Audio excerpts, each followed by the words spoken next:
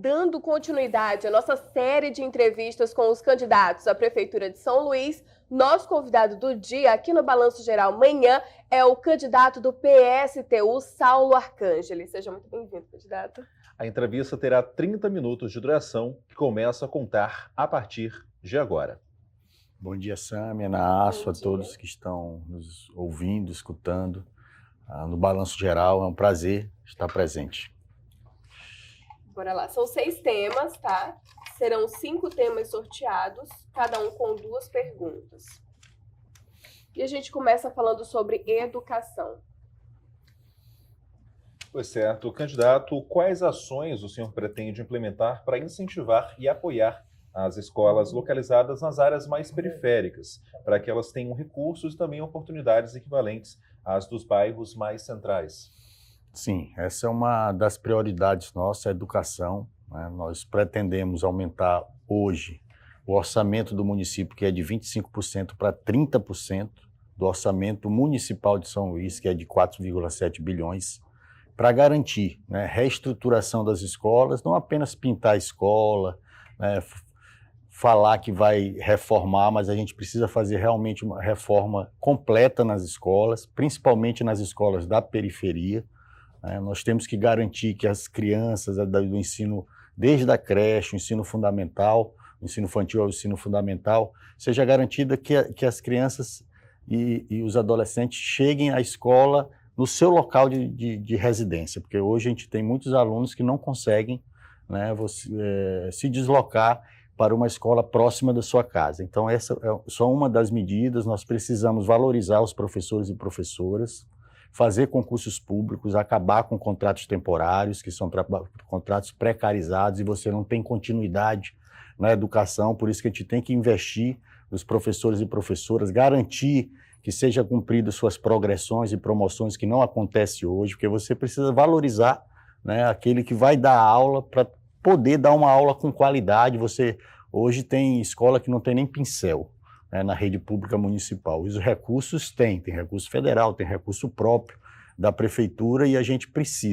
precisamos ampliar as creches, né, porque teve uma redução, inclusive, no número de matrículas das creches, né, e a própria Defensoria Pública fez um estudo que aproximadamente 700 crianças de São Luís estão fora da creche. Isso aí é um absurdo. Pela criança que precisa ser educada, mas também os pais que às vezes não podem ir para o trabalho porque tem que ficar com as crianças, então tem que ser um espaço importante, e isso principalmente na periferia. Inclusive o Mato Grosso, por exemplo, que foi criado aí do programa Minha Casa Minha Vida, né? Você tem ali mais de 3.000 casas e você não tem por perto, né, unidades básicas de educação. Então a nossa prioridade vai ser fortalecer, principalmente na periferia da nossa cidade, onde vive a maioria da nossa população, onde vive a maioria daquelas pessoas que não têm condições, inclusive, de ter um transporte público, né? Que é um tema que a gente vai tratar sobre mobilidade, mas também a gente tem que pensar em relação à educação na frota própria, né, do nosso município, para garantir também que as crianças cheguem na escola. Não vamos aceitar, como hoje ter um contrato emergencial. A frota escolar é permanente, então a gente não admite que tenha contratos emergenciais para beneficiar A ou B, para garantir o transporte das nossas crianças. Então, todas essas áreas a gente vai ter que ter investimento, e principalmente nas periferias. Ainda falando sobre educação, candidato, o que o senhor pensa sobre a expansão do modelo de escolas em tempo integral aqui na Grande Ilha, e quais são os seus planos para oferecer uma educação mais completa e envolvente para os estudantes ao longo do dia? Então, eu acho que é importante a educação integral, as escolas por tempo integral, mas a gente precisa primeiro fazer concurso, né? Garantir que a rede tenha mais professores e professoras para que a gente possa ter o segundo turno, que seja um segundo turno também de reforço, né, das disciplinas que são oferecidas pela manhã, onde você também tenha espaços de arte, de cultura, de lazer. Não, é fundamental que as crianças estejam na escola por tempo integral, mas a gente precisa estruturar, né, garantindo concurso, garantindo que as escolas tenham bibliotecas, tenham acesso à internet, né, para que os alunos fiquem confortáveis, porque não adianta você fazer escola integral e à tarde as crianças ficarem sem ter o que fazer, só para dizer que ter uma escola integral, como acontece hoje aqui em São Luís. O nosso modelo é diferente, onde vai ter todo um planejamento pedagógico para garantir, né, que autonomia para os alunos, é preciso também fazer um processo de educação sexual também nas escolas, porque a gente sabe que até a faixa dos 13 anos acontece o maior número de estupros.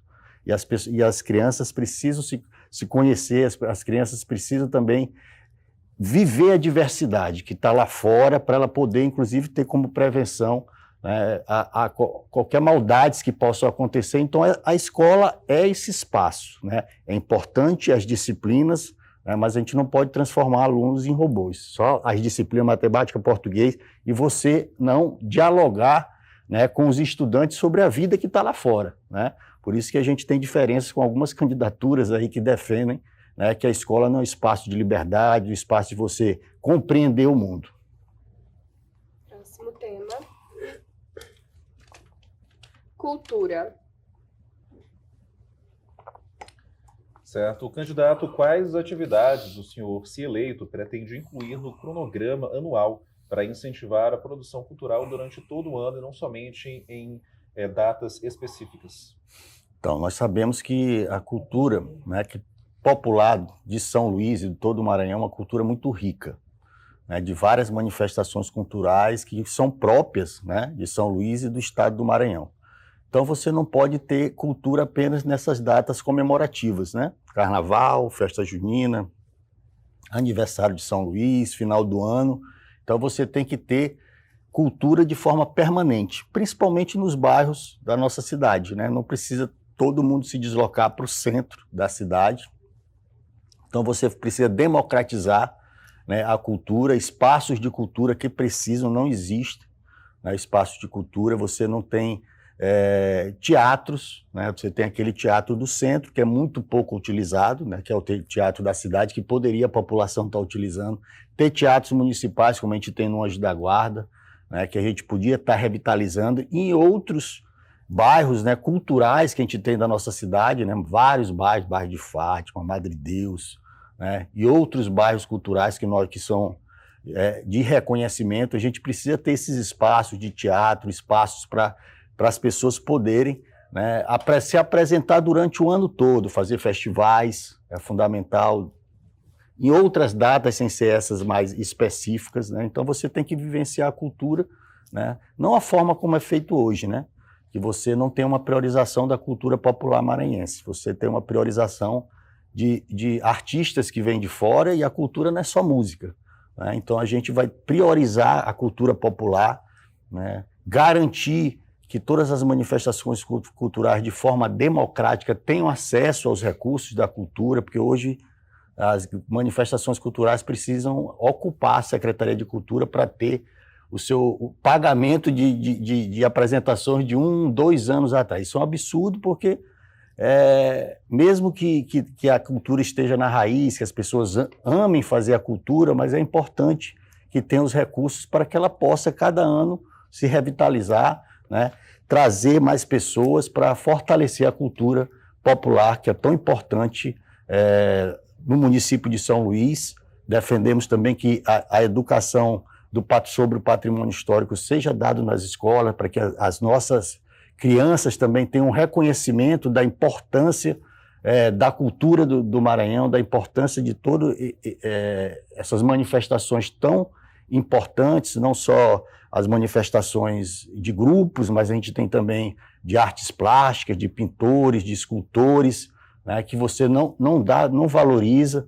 Infelizmente, um grupo de artistas foram expulsos, né, do Casarão Santo Ângelo, ali em frente à Praia Grande, sem respeito nenhum, inclusive não colocando eles em outro local que eles pudessem, ali se fazia pintura, escultura, né, indumentárias das várias manifestações culturais, você fazia instrumentos também para a cultura popular do Maranhão. Então a gente precisa investir como um todo na cultura, a partir do conselho, né, que a gente defende, né, com os conselhos populares, onde a gente vai discutir com os produtores culturais, com as manifestações culturais e com a população, como melhor, né, explorar essa cultura, porque cultura também traz o turismo, a cultura também gera trabalho, Então, tudo está muito vinculado, mas a gente precisa democratizar e precisa garantir que os recursos sejam realmente entregues para quem precisa.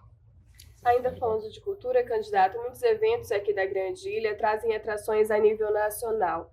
De que maneira o senhor pretende aumentar a visibilidade e a participação de grupos e artistas locais nesses eventos? Isso traz um pouco do que eu respondi, né? Você tem hoje uma prioridade em artistas nacionais que são contratados aí a peso de ouro, né? Eu não digo nem que os artistas ganhem tanto dinheiro, porque a gente tem as produtoras nacionais que têm um controle, né, que ganham muito dinheiro, né? O poeta Joãozinho Ribeiro, inclusive, afirma que virou um latifúndio cultural, tanto no município de São Luís, né, como no estado do Maranhão, com esses grupos, com esses empreendimentos a nível nacional, que retiram quase grande parte do recurso da cultura, né? Um recurso que precisa ter transparência, não tem, né? Por exemplo, a gente vai ter o aniversário de São Luís, aí se faz um edital para contratar uma empresa na véspera do aniversário de São Luís. Todo mundo sabe que o aniversário de São Luís é 8 de setembro. Isso podia ser feito com uma previsão desde o início do ano, mas não, fazem 15 dias antes e ficam anunciando uma semana ou atração tal, com muitos recursos, são pagos, né, inclusive antecipado, mas a cultura do Maranhão não é privilegiada e a gente precisa, eu não sou contra, porque eu acho a diversidade cultural é importante, eu não sou contra que se traga também atrações, mas não priorizar. Nós temos que priorizar a cultura popular do Maranhão, de São Luís, que é muito rica, né? E muitos dizem, não, da cultura popular não vai dar muita gente. Claro que dá muita gente, né? A gente vê as manifestações nas festas juninas e quem faz? É a população de São Luís, do Maranhão. Então você tem que ter cada vez mais priorizar e descentralizar. Não precisa fazer só no centro, você pode fazer, por exemplo, o aniversário de São Luís nos bairros, com atrações culturais, né? Valorizando a prata da casa, valorizando os artistas que São Luís, eu acho que em relação a todas as capitais onde você tem a maior riqueza, só que não é aproveitada. Na nossa gestão, vamos aproveitar com certeza e priorizar a cultura popular ludovicense. Certo. Vamos para a próxima. Saúde.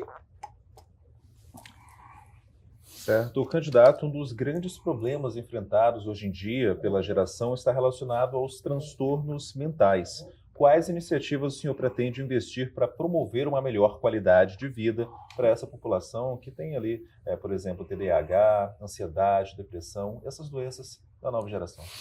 Nós sabemos que tem aumentado, né, essas doenças, né? Nós precisamos dar assistência, né, social do município, da prefeitura. Infelizmente, nos últimos anos você teve uma redução no orçamento dos valores para assistência social. Você tem que garantir espaços onde você trate dessas doenças, né, espaços próprios, né, porque a gente, como você coloca, né, você tem aumentado, né, essa doença pelo ritmo, pelo processo que acontece hoje no mundo, né, da pressão, principalmente em relação aos trabalhadores, porque está envolvido também da falta do emprego que temos na nossa cidade, né, das faltas de condições dignas para as pessoas poderem, não tem a água em sua casa, não tem o esgoto sanitário, né, então as pessoas sobrevivem na realidade, né. Quando conseguem um trabalho, o transporte público demora 2, 3 horas, não consegue chegar no trabalho, ele tem que chegar à noite, tudo isso gera, né, porque a gente tem que fazer a prevenção, é fundamental, né? Por isso que a gente defende os programas da saúde da família, que acompanhe com psicólogo, com assistente social, né, para que a gente possa, a partir desse programa Saúde da Família, avançar, né, principalmente na prevenção, mas também na cura, né, porque vai ter um momento que as pessoas já vão estar doentes, muitas procuram as unidades básicas de saúde, né, as unidades básicas de saúde, quando tem, é só dipirona, né, não tem medicação, não tem especialidade nas unidades básicas de saúde. Antigamente até existia, você não tem um psicólogo para poder recepcionar aquela pessoa, né? Você não tem um psiquiatra, então você vai ter que ter nas unidades básicas de saúde também a volta das especialidades.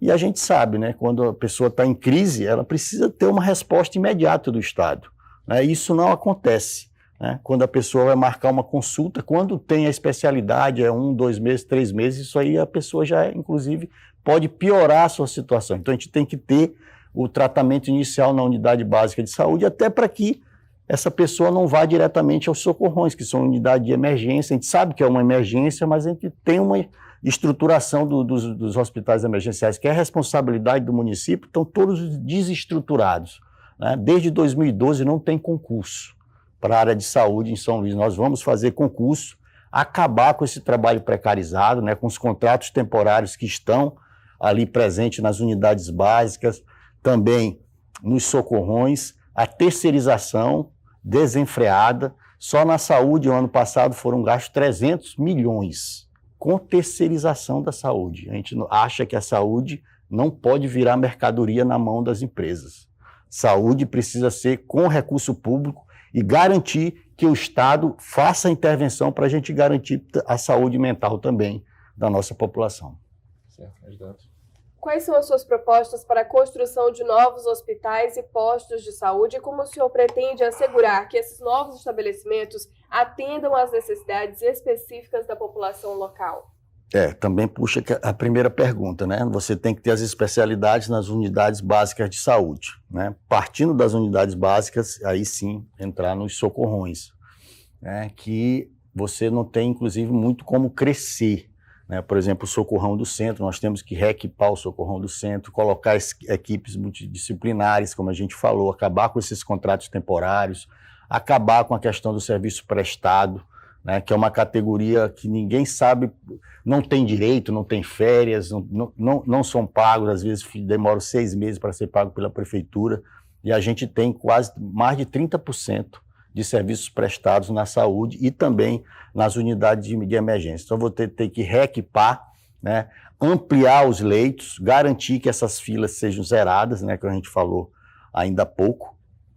Nós defendemos que precisamos ter outro socorrão na área Itaquibacanga, né, que é uma área que você tem tem em torno de 400 mil pessoas, e é uma área que precisa de cuidado, onde você tem ali o maior PIB do Maranhão está ali, na área Itaquibacanga, só que a riqueza que está ali na área do Itaquibacanga não é dividida entre seus moradores. Então, nós compreendemos que precisamos garantir os dois socorrões que já existem, reequipá-los, fazer concurso público e também criar uma outra estrutura de emergência na área Itaquibacanga, né? Mas isso a gente vai estar discutindo. Isso aqui é uma posição nossa do PSTU, mas como a gente diz, a gente vai ser apoiado nos conselhos populares, né? E nesse conselho popular você vai ter entidades de trabalhadores representadas, você vai ter associações de moradores representadas para a gente pensar realmente, porque a gente tem o CAD único, né, que é importante, porque o CAD único vai balizando a gente, né, onde você precisa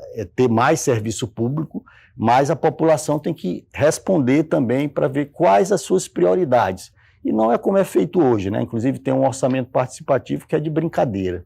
A população acha que vai ter suas reivindicações atendidas, aí o prefeito vai lá numa canetada e ele que escolhe, né? Está lá, inclusive, no artigo, né? A população traz as demandas e o prefeito, da cabeça dele, né, vai dizer, não, isso aqui não está correto. Isso é um absurdo. No nosso governo, os conselhos populares vão ser deliberativos, né? Inclusive, se tiver uma posição contrária ao prefeito Saulo e à vice Jaciara, né, nós temos que respeitar o que a população quer definir, né? Então, esse orçamento vai ser discutido a partir dos conselhos populares com a população, depois vai para a Câmara Municipal, né, porque tem a sua responsabilidade, e vai ser discutido lá, mas eu tenho a certeza que com a organização dos trabalhadores e trabalhadoras, da população do lado de cá, nós vamos mudar essa realidade tão cruel das condições de vida da nossa população. Certo, vamos para a próxima pergunta.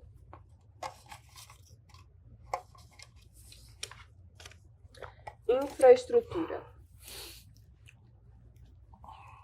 Certo. Candidato, nós sabemos que um dos principais problemas de infraestrutura enfrentados pela população ludovicense hoje em dia é relacionado aos acessos, às vias, a falta de pavimentação e quando tem uma pavimentação cheia de buracos. Qual seria a sua proposta para que sejam sanados esses problemas e a população tenha o seu direito de ir e vir?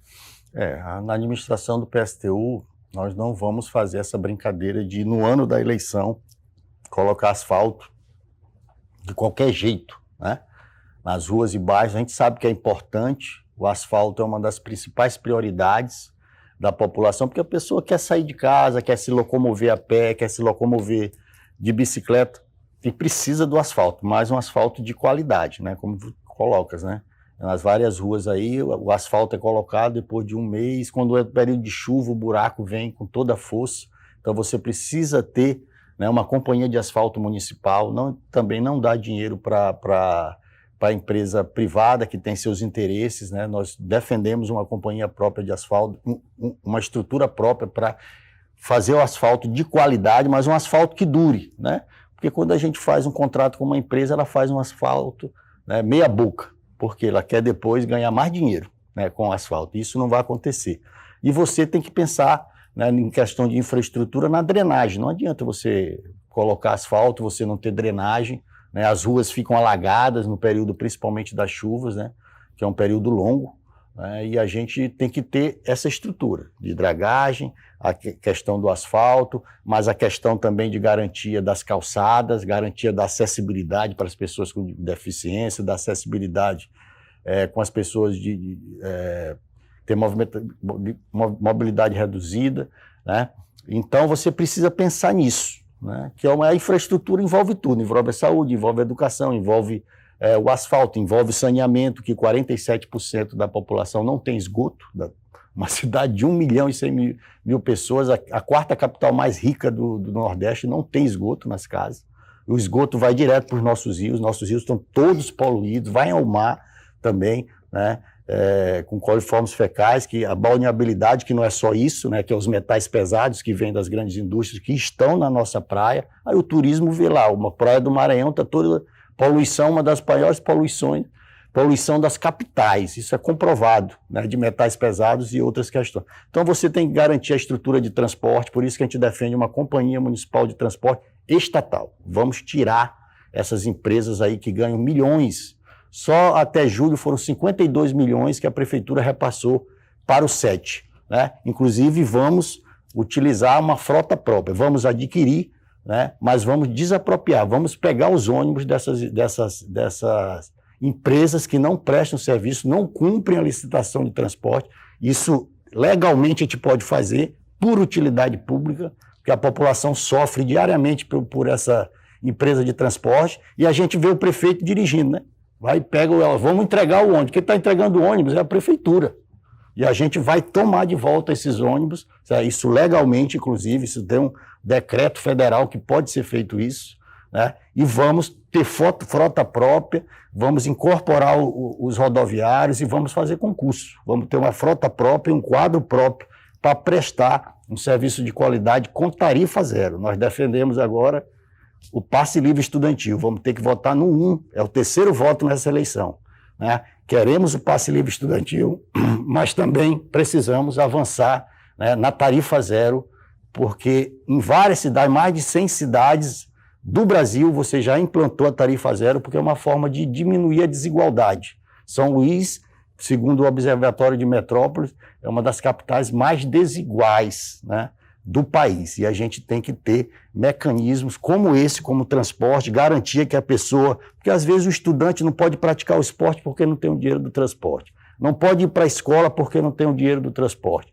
Não pode ir para o lazer porque não tem o dinheiro para o transporte. Porque o transporte pesa na renda da família. Então a gente tem que votar no passe livre estudantil, mas no governo do PSTU nós vamos ter tarifa zero para toda a população poder se apoderar da cidade de São Luís.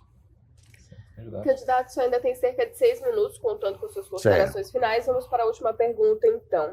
O trânsito piora a cada ano em nossa capital. Tem pouquíssimos viadutos, vias estreitas e um crescente número de veículos que colaboram para essa situação. Como o senhor pretende resolver essa problemática caso seja eleito? Primeiro, a gente tem que priorizar o transporte coletivo em relação ao transporte automotivo individual, motorizado, que é o que o prefeito atual, Eduardo Braide, prioriza. Inclusive descumprindo o plano de mobilidade urbana que tem lá no seu artigo. Você não pode priorizar o transporte individual automotor. Você tem que ter transporte coletivo e com outros modais, né? Não só o ônibus, você tem que ter o VLT, o BRT, que é fundamental, né? Você tem que pensar a cidade não para os motorizados. E outra questão que está lá no plano de mobilidade, você tem que priorizar o pedestre e o ciclista, né? E isso não é feito, né? Você tem 40 quilômetros de ciclovias e não são conectados, é um perigo. Você tem que pensar na questão das motos. A gente sabe que uma grande parte dos acidentes que vão para o socorrão são por motos. Você tem que ter corredores próprios para moto, porque as motos aumentaram no último período mais de 300%, né, nos últimos anos. Então você tem que ter alternativa, você tem que garantir a ciclovia, e não esse trânsito livre, né, que não tem nada de livre, é de aprisionar, né, porque você leva os carros de avenidas principais para dentro das residências, você acaba com a paz das pessoas que estão saindo do trabalho e querem paz nas suas casas, e você transforma os bairros de São Luís, né, em locais de veículo, né? Eu sou conselheiro da cidade, a gente está discutindo isso no conselho, né, que agora a gente está discutindo a questão do zoneamento, a gente tem que tirar os carros da cidade, não aguenta mais, né? Só até julho foram mais de 16 mil carros que vão entrar no circuito da cidade. A gente não pode pensar dessa forma. Nós temos que garantir primeiro o pedestre, as ciclovias, né? Fazer a tarifa zero, porque hoje 35% da população não tem recurso para o transporte público. Ele vai a pé ou de bicicleta, né?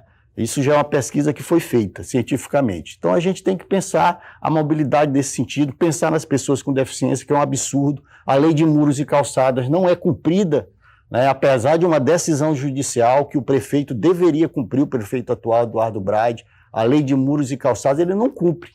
Não cumpre, e você tem as calçadas de São Luís intrafegáveis, principalmente para as pessoas com deficiência, que a gente precisa ter um respeito, uma valorização fundamental da nossa cidade. Então, mobilidade envolve todo esse processo e, como a gente falou, né, nós vamos criar essa companhia municipal de transporte, vamos ter todos os instrumentos de mobilidade necessários para a gente poder viver a nossa cidade, que hoje a gente não vive a nossa cidade porque você não tem nem como se deslocar, nem o direito de ir e vir é dado pela administração municipal. Certo, candidato, agora o senhor tem 3 minutos, Certinho. Pode fazer as suas considerações finais.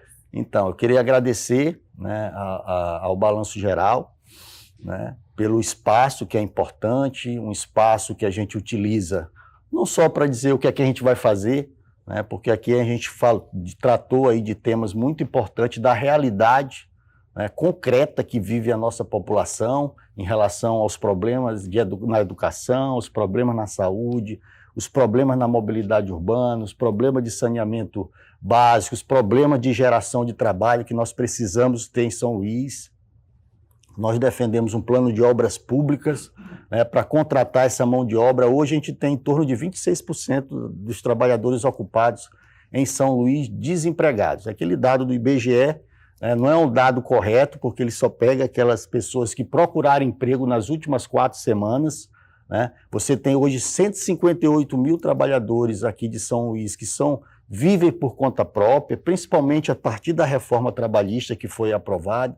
Você tem um conjunto de bilionários aqui na nossa cidade, 49 empresas de São Luís, né? Eles têm os 43% da força de trabalho. Você tem um conjunto de bilionários aqui na nossa cidade, onde os trabalhadores que cada dia produzem a nossa riqueza ficam apenas com 40%, que é repassado por salário. É um absurdo, né? E esse setor empresarial mínimo, que domina o São Luís, pega 39% do trabalho, isso é um absurdo. Por isso que São Luís é uma das capitais onde você tem maior desigualdade social. Então, quem concorda com as ideias do PSTU, nós defendemos aqui uma companhia estatal, nós vamos defender que o saneamento continue estatal, é uma decisão que vai ser tomada em fevereiro de 2026, está bem aí, quando acaba o contrato com a CAEMA, e nós continuamos defendendo, junto com os trabalhadores e trabalhadoras da CAEMA